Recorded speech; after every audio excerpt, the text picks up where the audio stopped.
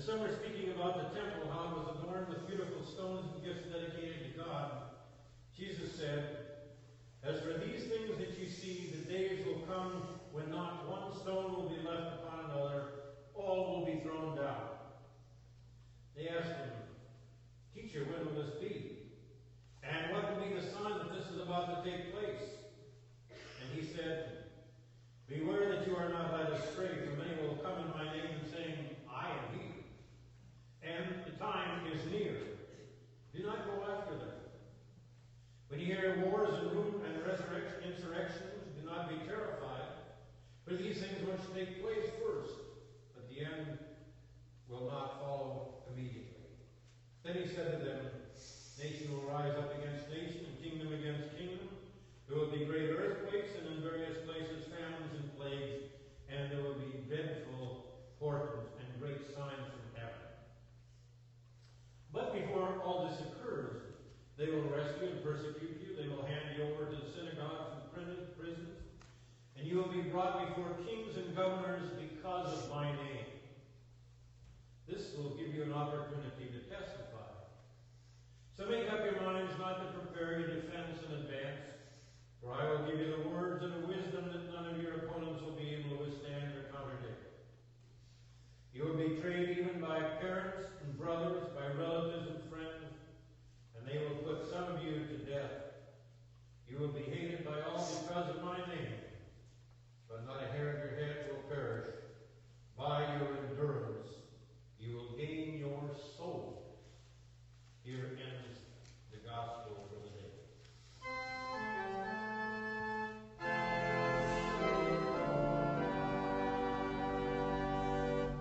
Please be seated. The third year of seminary, you go on what is called internship. That is to study under a practicing minister and to be instructed in the practical ends of the parish and find out that, unlike the seminary, not everybody in the parish is arguing about significant theological concepts. They are more concerned about the everyday problems of their life. But I was privileged to go to San Mateo, California, which is just about 25 miles south of San Francisco.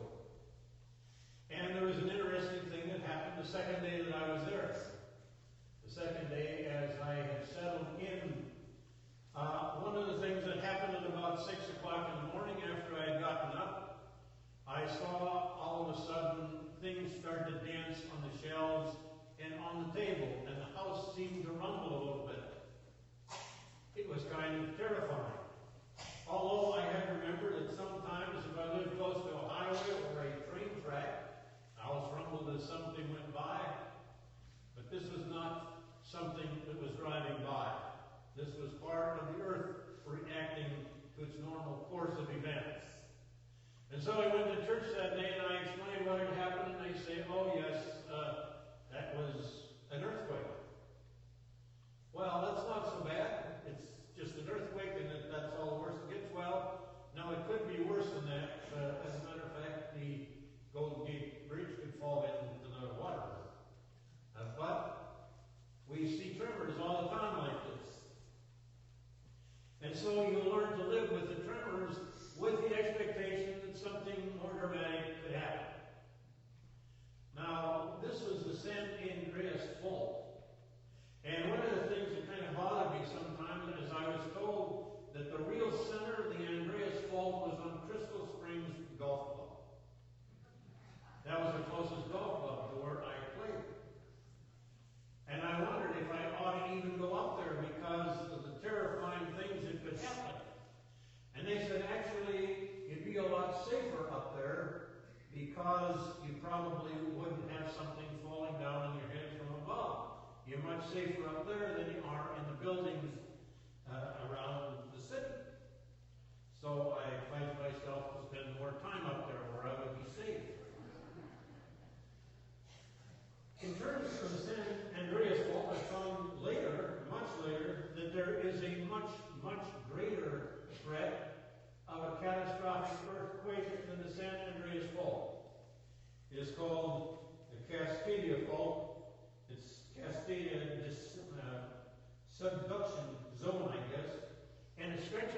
700 miles from Vancouver, British Columbia, through Washington, the state of Washington, and through the state of Oregon.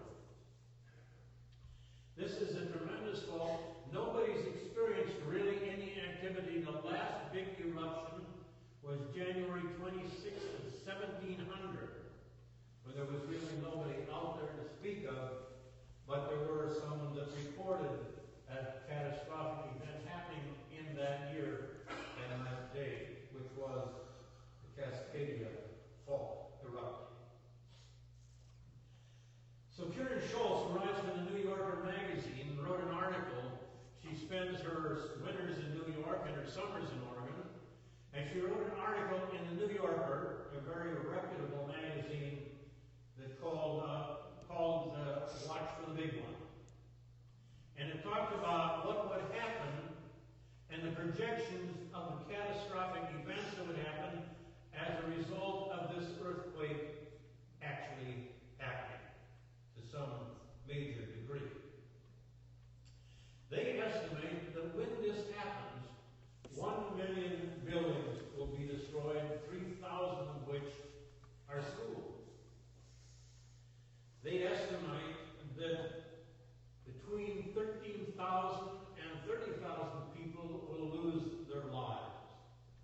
They think that regular activity up there will be halted for many, many months. But this is not the worst of it. When this thing erupts, it is projected that a wall of water 7 stories high will come in from the ocean and drown a huge amount of people. This article by Karen Schultz so upset people and got people so scared that she had to write another article called Preparing for the Big One. It warned about 2 things. It warned, first of all, about panic. It isn't going to be the end of the world. And so don't up necessarily and leave, unless that's what you decide you want to do. But there are steps to be taken in order to protect yourself. The other thing is not get so indifferent about it that you fail to recognize that it is still a threat. So don't panic and don't just do nothing. What you need to do is prepare yourself for the possibility that this could happen.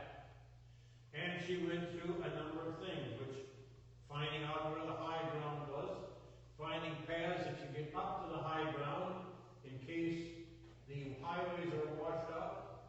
It takes supplies to build up a series of supplies so you can exist through a period of 3 months until it becomes a situation that you can handle.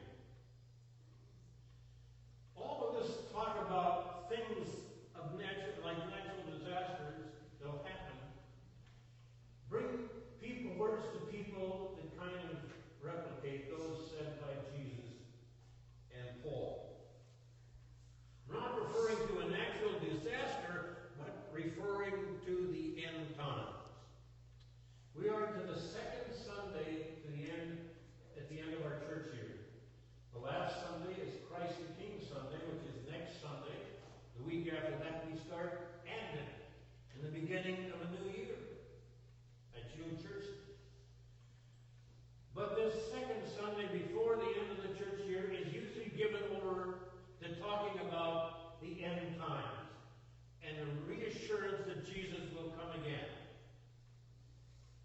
Now, one of the things that I am not accused of, and never have been accused of, is being a fire and brimstone preacher, where we talk about hell and the terrors of hell so much that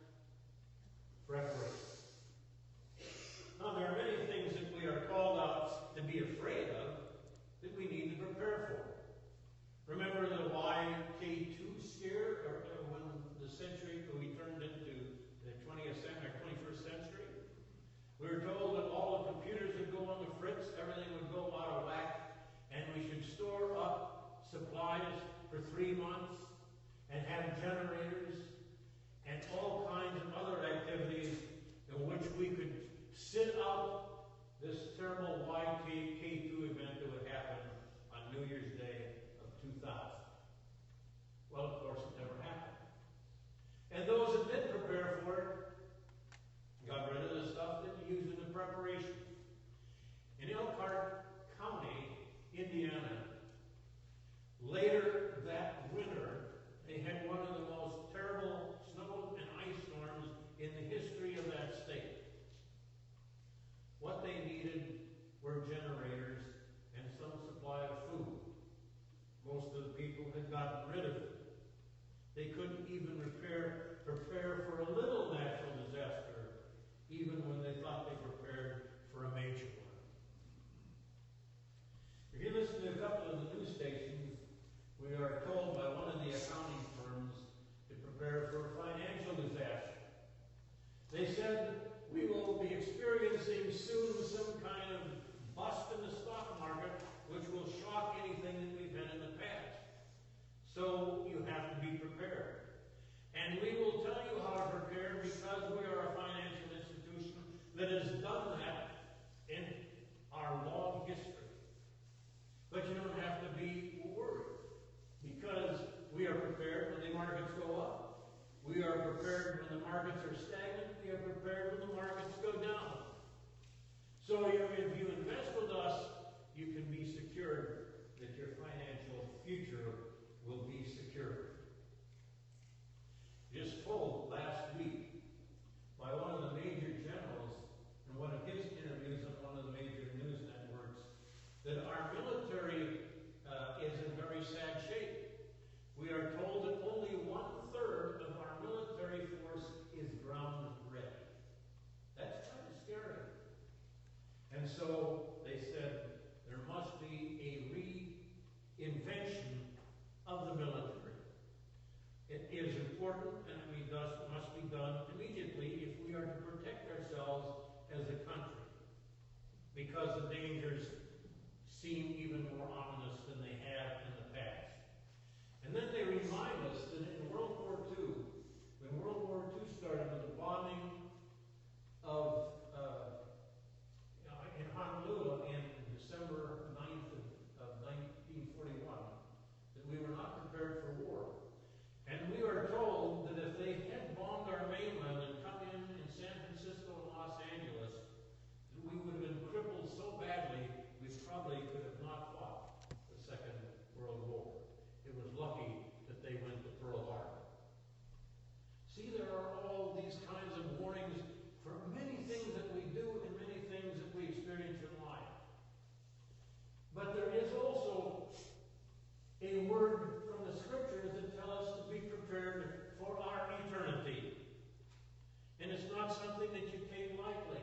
You don't panic about it because your salvation is secure, but you don't take it for granted either because there is a life to be lived in preparation for God's glory as dedicated disciples of the cross. So, the need for preparation is there. But the end point to this whole second Sunday before the end of the year is that the second coming of Christ, whether it comes now or whether it comes thousands of years down the line, is not something to be feared. It's something to look forward to, because the result is eternity in God's presence. There's an interesting study that was done by another college group, and what they did was they took 6 various countries, including Brazil, Siberia, Fiji, a number of others, and they took a number of people from different religious backgrounds and they put them in these various different places. And what they did was start with economic gains, and they tried to discover if the religious training and background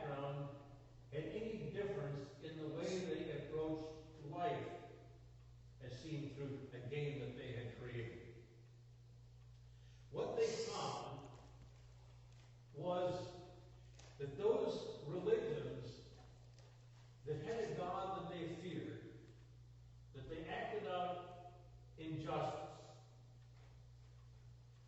they were more likely to be less selfish, to support other people, to involve themselves in large-scale cooperative institutions. Actually, just as children need to fear their parents a little bit to get good behavior, maybe it's not such a bad thing to think that we have a God who is just and who calls us to account for our lives. The answers seem to be so simple, though, these preparation events.